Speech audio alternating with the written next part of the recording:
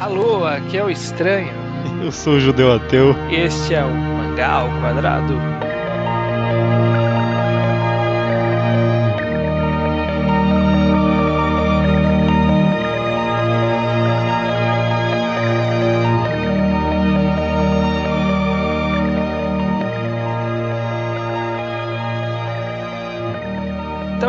Sejam bem-vindos a mais um Mangá ao Quadrado. Judeu, estamos aqui novamente sem falhar. Sem falhar, só falhamos uma vez, mas não conta. Exato. E nessa semana a gente vai entrar novamente no ramo das discussões levemente subjetivas. Levemente, né? Caramba. Exato. O nosso objetivo aqui hoje é tentar definir, responder a pergunta: por que lemos séries tristes? Isso sim que é tema subjetivo, viu? Vou te falar. Acho que de todos os temas que a gente tratou até hoje, esse provavelmente vai ser o mais subjetivo, ou não? Não sei, ainda não sei. Mas, primeiro, o motivo da gente trazer essa pergunta é o seguinte, né? Pelo menos eu pensei nesse tema pensando no quê? Que eu vejo muita gente que diz, quando você mostra uma série que é triste, ou um filme, por exemplo, que é triste, a pessoa reage falando: ah não, mas eu não gosto de ver história triste, eu gosto de ver história alegre, eu leio mangá, eu vejo filmes pra me divertir. Complicado isso, né? Mangá eu vejo bate isso ultimamente, principalmente, filme então ainda mais, né? Pois é, né? Então, a primeira coisa que eu queria tentar trazer é: por que essa visão tá errada, Judeu, exatamente? Você acha que essa visão está errada, e se acha, por quê? Você também já concluiu que tá errada, né? Você já deu o seu ponto de vista. Eu dei o spoiler do meu ponto de vista, mas você pode opinar. Cara, mas eu não sei, eu não acho errada. Tinha uma época que eu... Não é errado, mas é esquisito você jogar uma obra assim, deixar de aproveitar todo um ramo de emoções, todo um ramo de aproveitar a mídia de uma forma diferente só porque... Ah, é triste, eu não quero ficar triste. Eu achava meio tipo babaca isso. Hoje eu não sei, cara. Eu tô mais na filosofia hoje em dia de, sabe, cada um aproveita do jeito que quer. Mas, tipo, que é um tanto quanto, não vamos dizer normal fag, vamos dizer aproveitamento raso. Eu acho que é assim, eu acho que pelo menos dessa forma é um pouco errado, porque você deixa de aproveitar todo um ramo de emoções e formas diferentes de aproveitar. Eu acho que é o seguinte: existem duas formas, né, pensando nesse tipo de aspecto, existem duas formas de você encarar uma mídia, como no nosso caso aqui o mangá. Diga. Você pode encará-lo como entretenimento, ou você pode encarar como arte. E eu acho que aí que difere a pessoa, né? Tem muita gente, não é incomum que as pessoas vejam como entretenimento, as pessoas vejam como escapismo da realidade, né? Tipo, eu quero esquecer os meus problemas e quero ter um bom momento, quero me divertir. Então muitas pessoas buscam, sei lá, uma comédia romântica, aquela comédia sem graças americanas, ou buscam um mangá de porrada normal, sabe? Que não tem profundidade alguma, você não precisa pensar, só precisa olhar e se divertir com as lutas. Com certeza. E aí existem as pessoas que são um pouco mais interessadas na mídia, na verdade, não necessariamente na mídia, mas talvez sejam mais interessadas em arte de forma geral, e que percebe que a arte, o objetivo da arte não é a alegria exatamente. Não somente, pelo menos, né? Não somente. Eu, pelo menos, eu penso que um dos papéis da arte é proporcionar diversos sentimentos diversos. E nem sempre, até talvez não seja nem a maioria dos casos, o sentimento que ele tenta proporcionar é a alegria.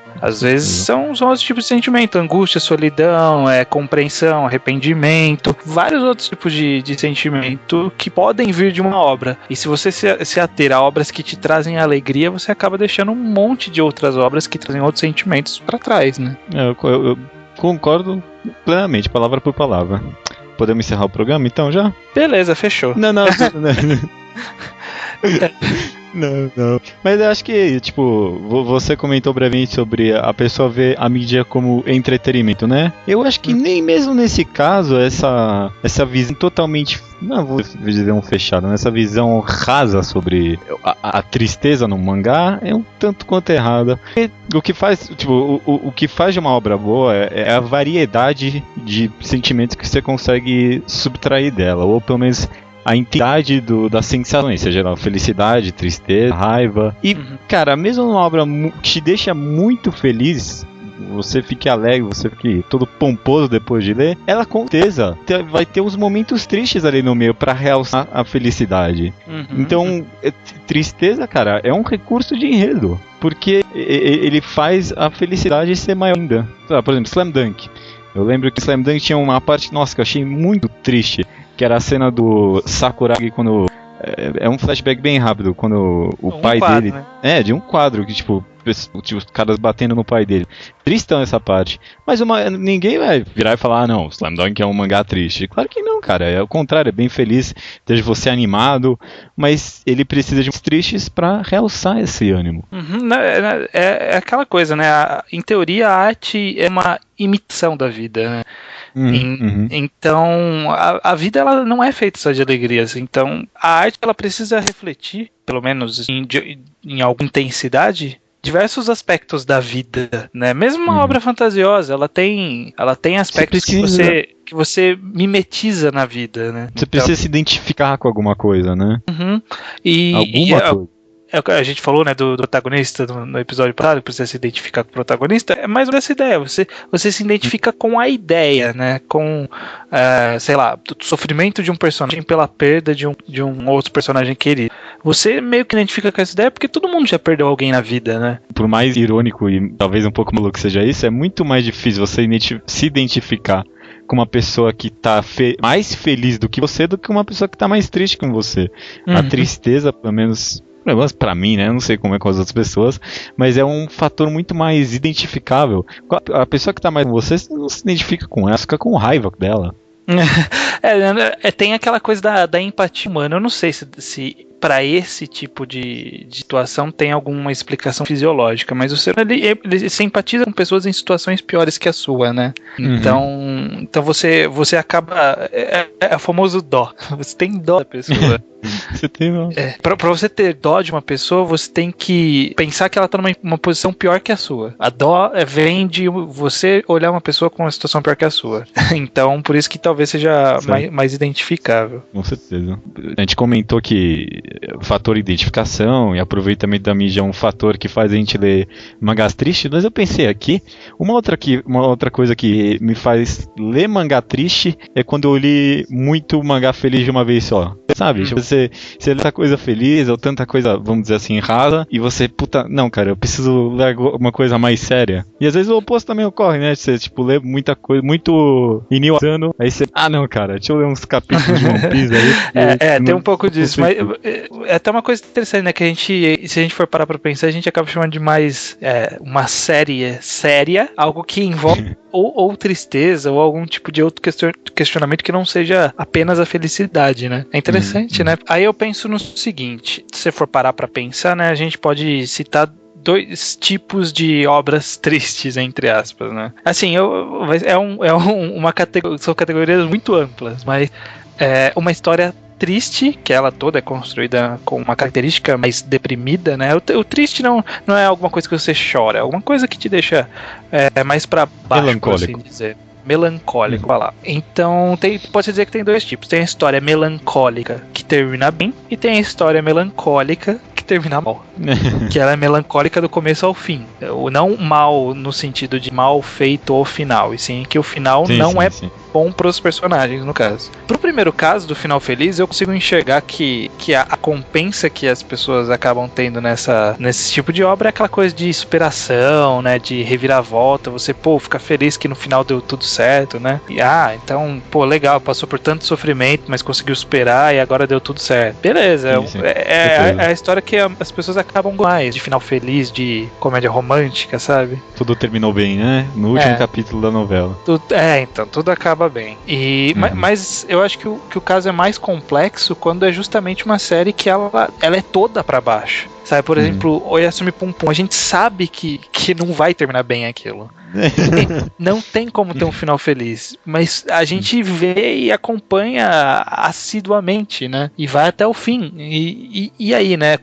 E esse sentimento? Por que a gente vai atrás dessa história que te deixa totalmente pra baixo? Não tem uma recompensa no final, né? O sentimento todo da obra toda é melancólica. Não é que você sabe que você não vai ganhar uma recompensa, você sabe que você não vai ganhar uma recompensa em forma de bem-estar, ou em forma de felicidade, né? Mas acho que quando você lê uma obra dessa, a recompensa vem de outras formas, né? Exato. Existe um termo cunhado na Grécia Antiga, que é a chamada catarse. Não é o site de financiamento coletivo. Catarse, assim, simplificando, é a purificação após uma descarga de sentimentos intensos. Que o ser humano ele tem essa característica, que após uma descarga de sentimentos intensos, você se sente melhor, né? Sabe aquela coisa de, tipo, uma pessoa tá muito triste, fala, não, chora tudo, descarrega tudo, e aí depois de chorar um monte a pessoa fica melhor? Essa é a ideia da catarse. Então, faz parte da experiência de uma leitura triste você justamente ter esse descarrego de emoções melancólicas que depois são transformadas em coisa boa, né, dentro de você, né? Você se sente renovado, tem uma sensação, né, de melhora, não sei. Eu dei uma pesquisada por cima só, porque eu não manjo muito da área, mas parece que tem explicação biológica para isso. Diz que tem alguma parte do seu cérebro que libera um tipo de hormônio específico e esse hormônio faz a longo prazo, né? Tipo, faz você sentir empatia pelas pessoas, faz você refletir, né? Uma das opções de você terminar de ver uma obra triste é falar, puta, que bosta é a vida. Mas a outra forma de você ver é, puta, minha vida não é assim, ainda bem, sabe? As pessoas olham uma ação triste e trazem aquilo como uma coisa boa pra própria vida, sabe? Tipo, pelo menos eu tenho, sabe, conheço alguém que gosta de mim, minha família me trata bem, eu não tenho tantos problemas assim na vida, se for parar pra pensar, sabe? Ou pelo menos como, tipo, uma forma de reflexão pros próprios problemas que você tem, né? Tipo, tal pessoa, o final dela foi ruim, mas como é que eu posso representar isso nos meus próprios problemas, né? É aquela sensação, sabe, de quando você termina de ler um mangá desses bem fortes, chega a última página preta e você só fica encarnando seu próprio reflexo na tela. Isso quando você tá no computador, né? Aquela sensação, aquela miríade de sensações que você tem uma obra intensa. E eu acho que faz sentido, né? Eu me deparei com esse termo quando eu estava pesquisando se existia alguma explicação biológica, a catarse. E me lembrando de algumas obras que eu li, sabe, ter passado pela catarse. Eu acho que Solanin eu passei por isso, por exemplo. Solanin eu terminei melancólico demais, mesmo o final sendo não exatamente triste, né? Ele uma sensação triste por causa da obra como um todo, né? Você vai com a melancolia a fim da história, e mesmo com os personagens sorrindo no final, você tem uma melancolia ali. E não é uma sensação boa, mas é uma puta de uma obra, né? Mas se sente bem assim só por ter lido uma obra tão incrível, né? Que tenha te feito passar por tantas sensações assim. Acho que um bom exemplo pra mim, pelo menos, é Bokurano, viu? Que pelo menos entra naquele caso que você falou lá, tipo, porra, a gente sabe que vai terminar ruim. Desde o começo a gente sabe isso, mas a gente lê mesmo assim, e no final tem aquela sensação ótima de pelo menos se sentir bem por ter lido algo tão fantástico. Eu sinto que isso é uma parte mais de... começou a racionalizar um pouco suas sensações de ler uma obra, sabe? Tipo, conseguiu separar a obra é boa. A gente falou isso em algum episódio antigo, né? Que a obra é boa, mesmo que te cause uma sensação ruim. É uma coisa que vai... Porque muita gente... Eu vejo muita gente, sabe? Tipo, vê uma história triste, vê um filme triste, por exemplo, sei lá, Minha Mãe. E aí fica naquela, nossa, né, história triste, né, não gostei, sabe, na verdade não é que você não gostou da história, você não gostou do desenrolar da história, mas você pode ter gostado da obra, da forma que ela foi construída, né, essa separação que é importante. É complicado de passar isso em palavras, né, porque a busca pela felicidade é algo, tipo, tão primordial, né, tipo, de uma forma mais real, assim, que quando você pensa em tristeza, você já pensa em algo negativo, né, tristeza não é bom, mas, cara, é uma sensação, e apesar do mundo ser triste, de certa forma, é uma sensação muito mais difícil de você alcançar do que, tipo, dar uma risada, cara. Todo dia eu dou uma risada, todo dia eu dou uma risada com alguma merda, mas chorar, assim, de verdade, quando é que eu choro? É raro, cara. É muito raro. E tem justamente que ela pode proporcionar essas emoções que você não tem no seu dia a dia, né? E isso não é uma coisa ruim, é uma coisa ótima você experimentar coisas diferentes na vida. Assim como é bom você experimentar pratos de comida diferentes, né? É bom você experimentar umas sensações diferentes de vez em quando. E algumas você não vai experimentar porque não vai acontecer na sua vida, sabe? E a obra, ela pode te trazer essa sensação. Com certeza, com certeza. É até tipo um outro nível, uma outra espécie de escapismo, se for parar pra pensar, né? Tem gente que lê obra feliz para ficar feliz e esquecer das coisas ruins que tem na vida e talvez, não sei se dá pra comparar dessa forma. Que quem lê coisa triste pra não pensar. Não, pode ser, as pessoas podem ler uma coisa triste pra sentir que sua vida é melhor, por exemplo. Ainda que nem isso, né? Com certeza. É possível. Mas então eu quero fazer um questionamento final, Judeu, que eu acho relevante pra essa discussão, né? Você acha que as pessoas, como nós, eu, você e grande parte dos nossos ouvintes, que leem histórias tristes, elas são melhores do que as pessoas que não leem, no sentido de ser melhor. Não, eu não acho que são melhores, eu acho que aproveitam a arte, a mídia de uma forma mais diversificada. Talvez não necessariamente melhor, provavelmente é melhor a forma com que eles aproveitam. Não necessariamente, mas eu não acho ninguém melhor do que tal pessoa. Só quem acredite. Tinha, né? Tinha que você não podia deixar aqui passar. Né? Mas é aquela coisa que a gente comentou no podcast. Eu adoro fazer pontes com podcasts antigos, porque ouvintes novos vão atrás pra ouvir, né? Mas é uma ponte que a gente fez com aquele episódio de qualidade e quantidade. Que você precisa ter um range de histórias diversas pra você poder ter uma opinião melhor e aproveitar melhor a mídia como um todo, né? Então, você se permitir ler histórias tristes te traz um range muito maior, porque grande parte das histórias são tristes no mundo, né?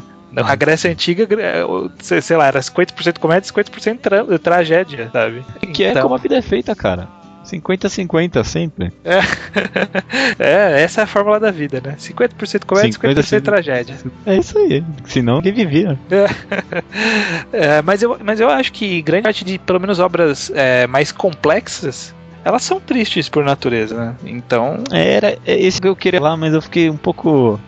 meio com o pé atrás, assim, né? Mas não que sejam necessariamente tristes, mas obras mais complexas tem um nível que explode tristeza, tanto quanto felicidade, raiva e todos os tipos de sensações, né? Porque é justamente o que você falou lá no começo, de que faz parte da vida, né? São sensações humanas que fazem parte da vida, e se você quiser fazer uma história mais complexa, né, mais aprofundada e que imite melhor a vida, você precisa trazer sensações da vida. Então, numa obra complexa, você deve esperar esse tipo de abordagem com muito sentimento, uma miríade de sentimentos. Eu vou falar isso resto da vez. Você entendeu, né, que miríade de sentimentos é o meu mixed feelings. Sim, entendi.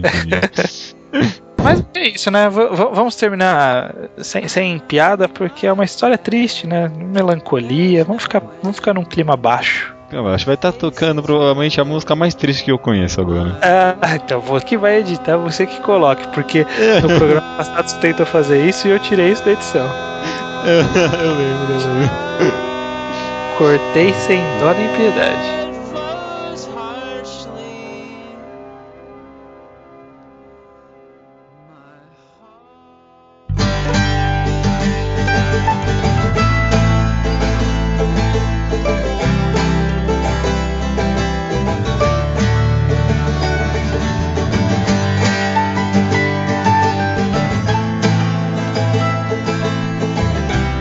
Então, aqui estamos nós, estranho, em mais uma leitura de e-mails do Mangá ao Quadrado.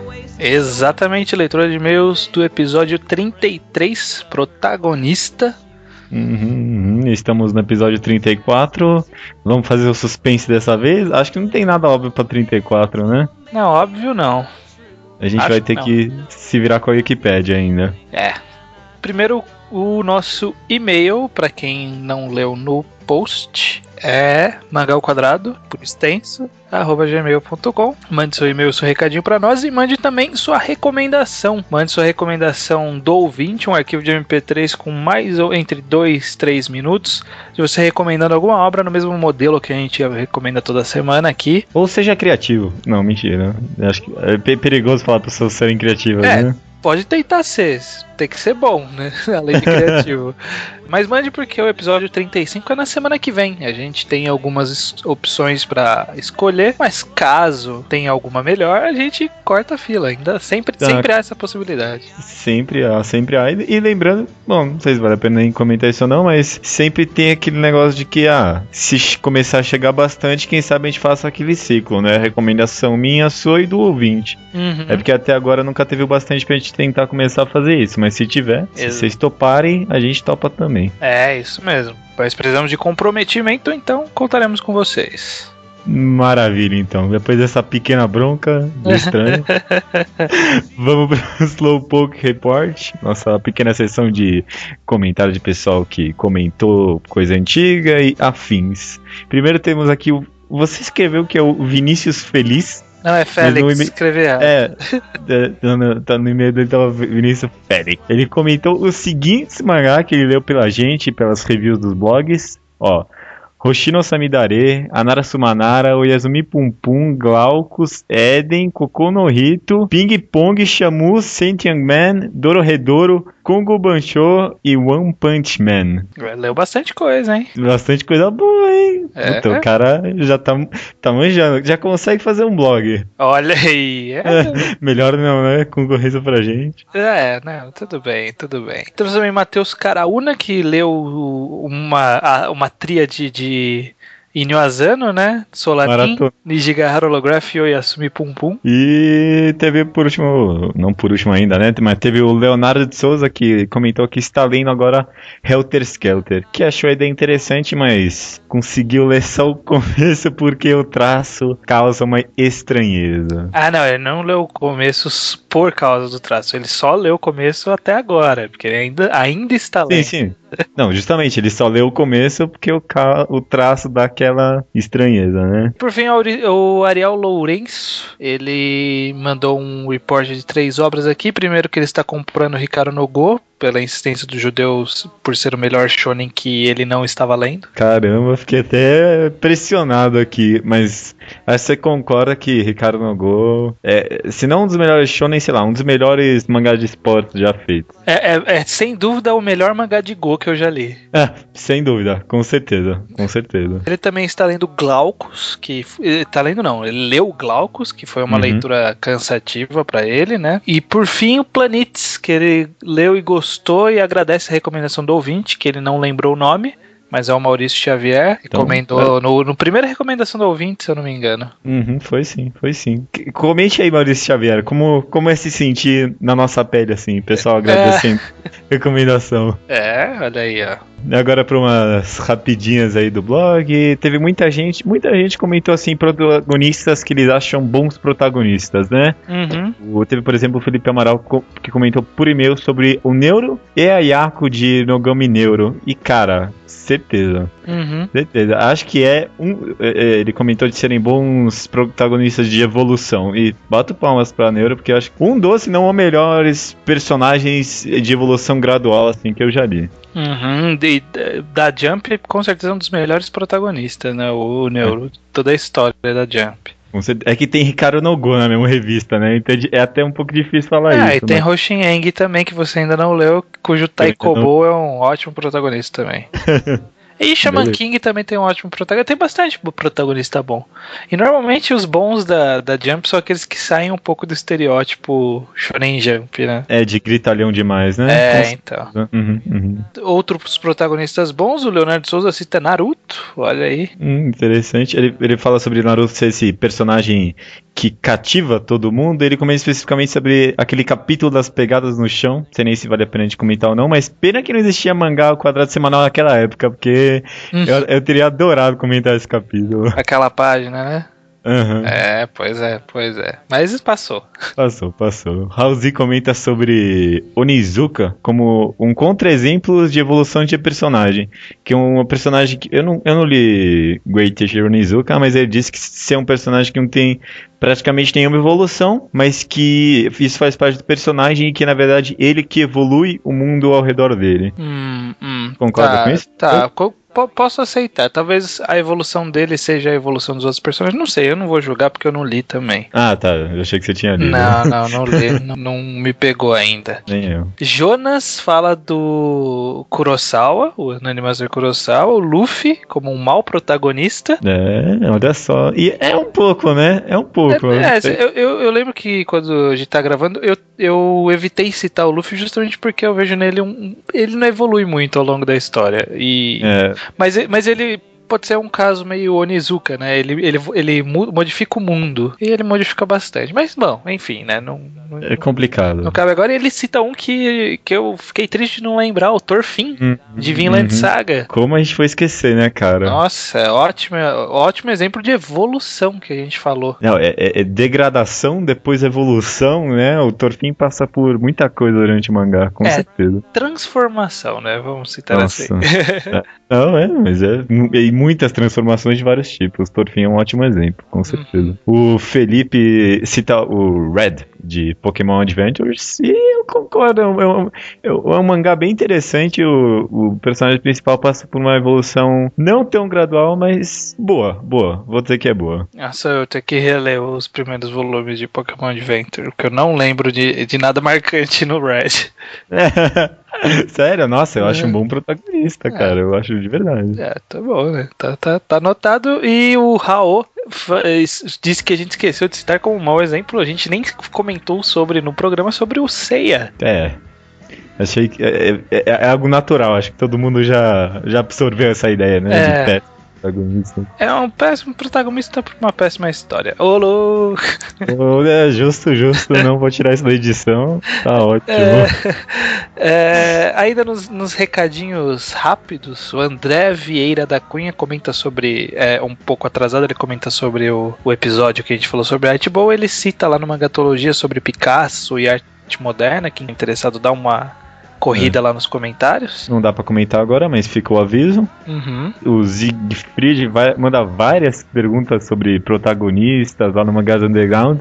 Você acha que vale a pena tentar responder? Eu acho que talvez a gente pode guardar esse cartucho e quem sabe desenvolver melhor no próximo programa, quem sabe. Num protagonista 2.0, né? Quem sabe, né? Quem sabe. Fique no vácuo por enquanto, Siegfried, desculpa.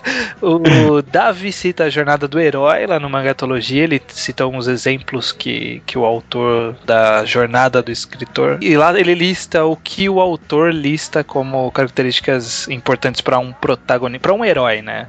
E o protagonista é um herói, não necessariamente no sentido de faz heroísmo, mas o herói.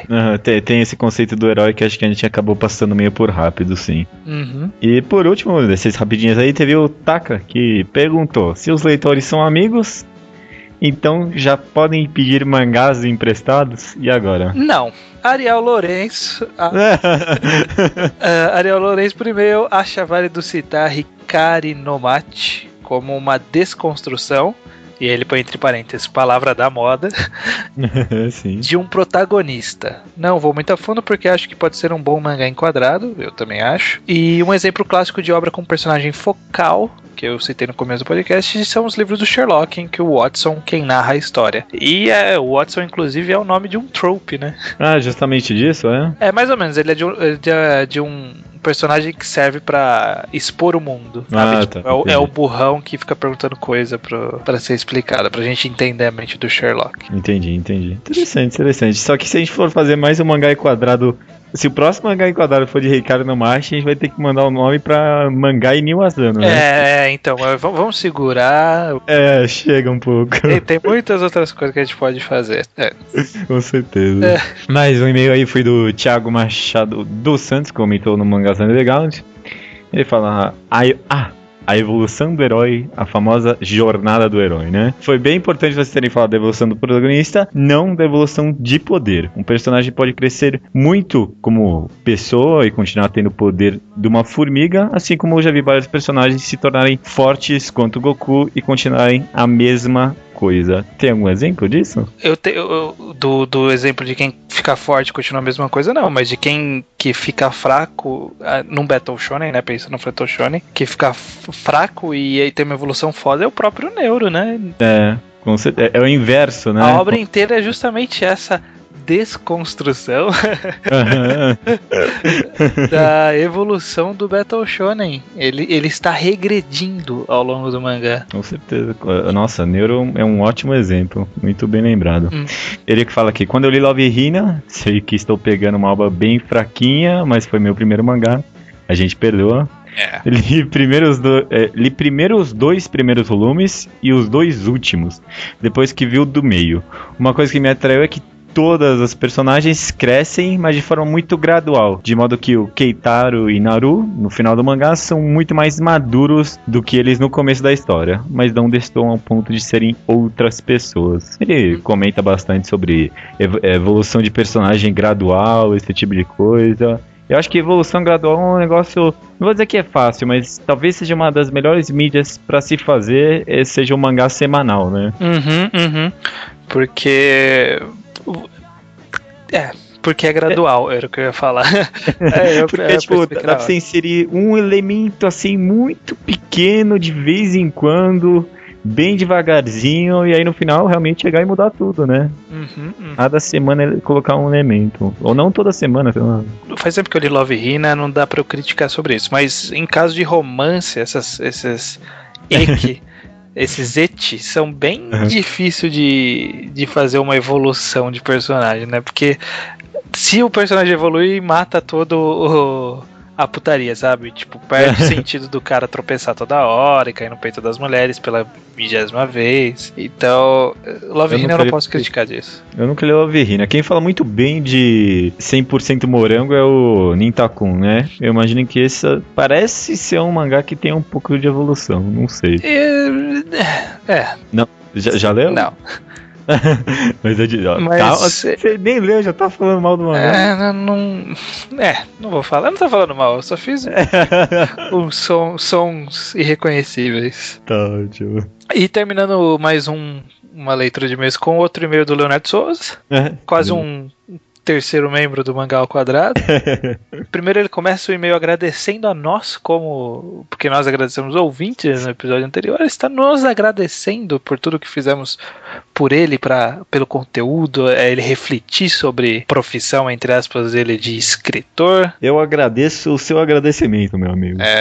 E só um adendo, Leonardo, eu vi que você escreveu pseudo-escritor. Se você escreve, você é escritor. É verdade. E não fique se degradando. No máximo você diga, sou um escritor não profissional, né, porque você não é pago pra isso.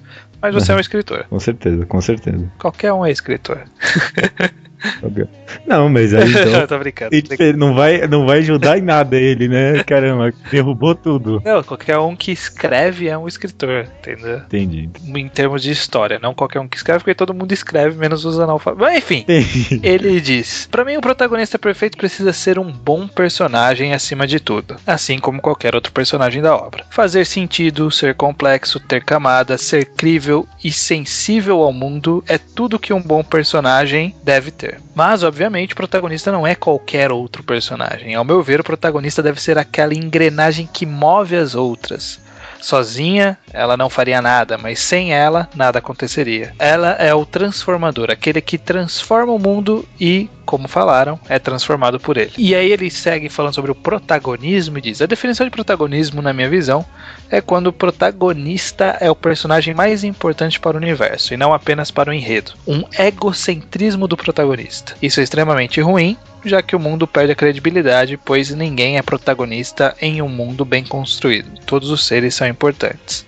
Aliás, eu acredito que essa nova ideia de fazer história sem protagonistas é incrível.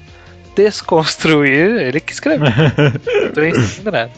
Desconstruir essas regras para criar novas abordagens é essencial para a originalidade e inovação da obra. O nosso mundo não tem protagonistas. Inclusive, ele cita que o mangá ao quadrado não tem protagonistas. E por isso é tão interessante, porque aqui não tem protagonista. Às vezes um é o protagonista num episódio, às vezes é um e outro. É uma desconstrução o mangá ao quadrado. Somos uma desconstrução dos podcasts.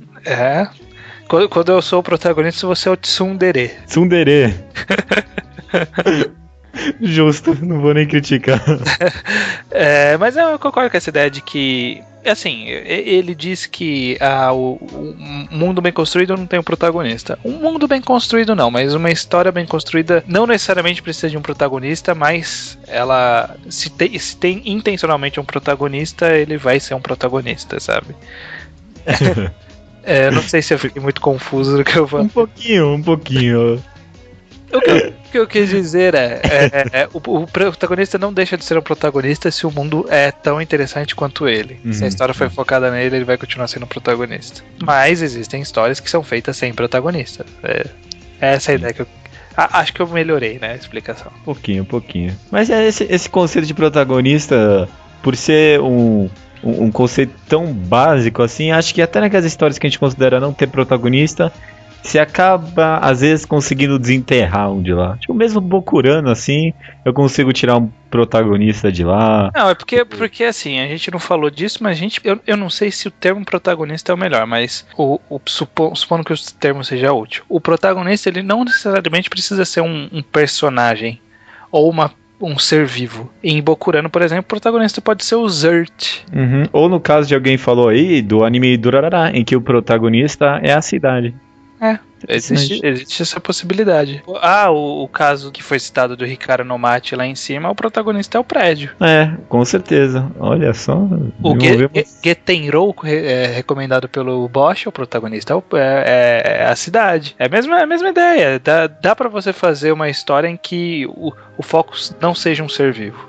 Com certeza. Interessante. Bem bolado. Então eu acho que a melhor coisa pra definir o número 34, a coisa pela qual o número 34 é mais lembrado, é pela regra 34, né? O que é a regra 34? A regra 34 da internet. É verdade! Nossa, boa, hein? Boa pegar. Mas então vai ser o quê? Programa Regra 34 ou... Programa 34, e as pessoas tirem suas conclusões. Tá Quem ótimo. sabe as regras da internet sabe o que é a regra 34, se não sabe, dá pra você pesquisar. Com certeza, fácil. Mas cuidado onde vai pesquisar também. Né? Porque a regra 34 é perigosa. É perigosíssimo.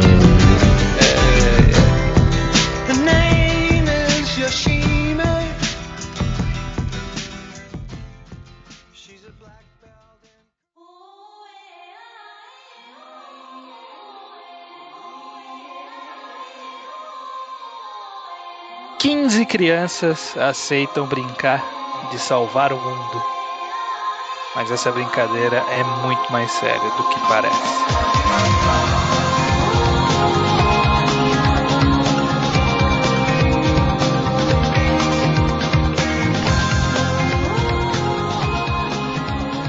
Você spoileou, Judeu? E eu me permiti trazer uma série mais longa, depois de tantas recomendações de séries de 1, 2, 3, 4, 5 volumes. Trouxe aqui uma de 11, Justo. Que é Bokurano. Já imaginei. Fala 15 crianças, já peguei. Ainda mais com o tempo de hoje, né? Então, eu novamente numa sequência de aproveitando o embalo do tema, né, pra fazer a sugestão. Eu trouxe aqui hoje Bokurano, que é um mangá, como eu falei, de 11 volumes, é um seinen, foi publicado na revista Ikki, aquela revista que tem várias histórias de ficção científica interessantes. Nossa, né? Adoro essa revista, só tem coisa boa nela. E foi lançado em 2003, já acabou, 11 volumes. O autor é Morihiro Kito. A única outra obra dele que eu li foi Vandemir no Tsubasa, mas não chegava nem perto de Bokurano. Não mesmo. Então, Bokurano, a história é justamente essa. São 15 crianças que estão crianças mesmo. Acho que tem 10, 12 anos, né? Coisa por aí.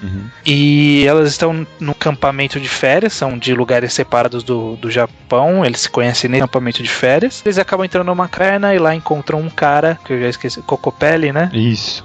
Que chega pra eles, ele tá numa sala cheia de aparelhos tecnológicos e fala que ele tá desenvolvendo um jogo que simula um controle de um robô gigante pra salvar a Terra. E aí, após mostrar como fazer um contrato com as crianças, né, pra elas pilotarem o robô gigante do jogo, ele enfrenta o primeiro vilão, entre aspas, ganha e morre. E a partir daí as crianças descobrem que não é uma brincadeira. Existe um robô e elas estão controlando o robô gigante. E elas devem salvar o mundo. Olha. Parece heróico, né? Falando desse jeito. É complicado dar sinopse desse mangá, né? Mas logo depois de você começar a ler, você vai entender por que a gente tá falando que ele é melancólico e triste. E ele vai ser triste até o fim. Você vai começar com ele triste e vai com ele até triste ao fim. Eu já vi gente falando que não gosta muito de Bokurano justamente por ser triste. Fala, não, é muito triste, eu não quero ficar tão triste assim. Mas ele é muito. Ele aborda muitos temas complexos, temas de como você encararia diversas situações na vida, porque temos 15 crianças diferentes, né? Cada uma com seus próprios problemas.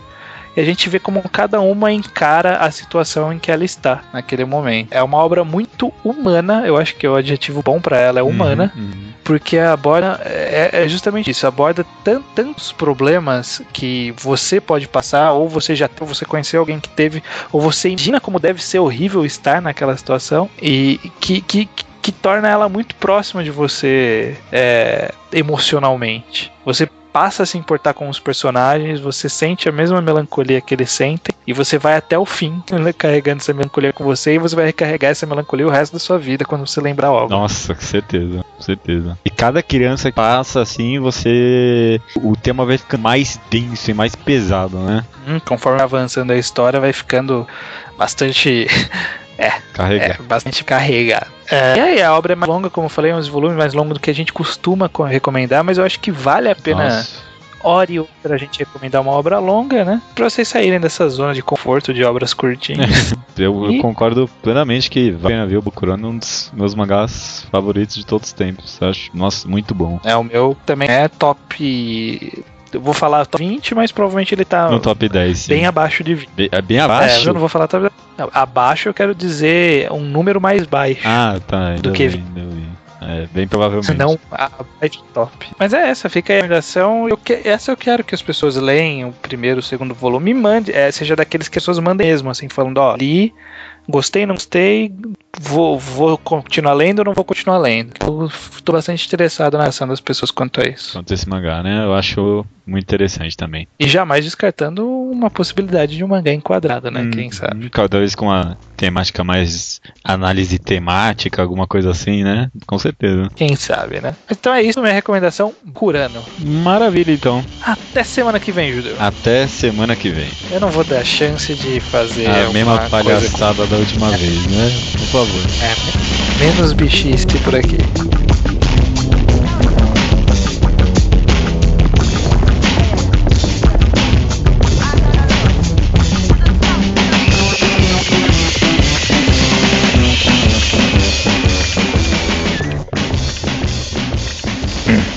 Eu fui procurar aqui regra 34, eu vi que tem um site que ele é um search da regra 34. Eu acho que você digita qualquer coisa aqui e ele acha. Tipo, qualquer coisa, né?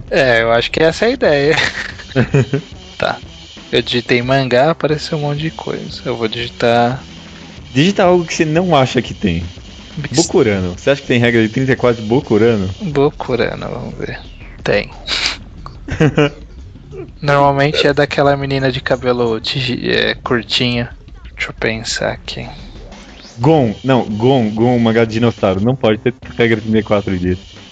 Gon. Tem o Gon do Hunter x Hunter. Hunter. Que merda. E nossa, escroto demais. Não, tem do Gon também. Do dinossauro? É, ele com o Agumon.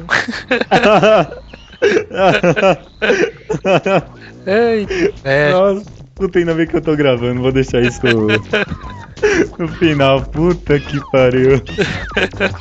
A internet não perdoa mesmo, né?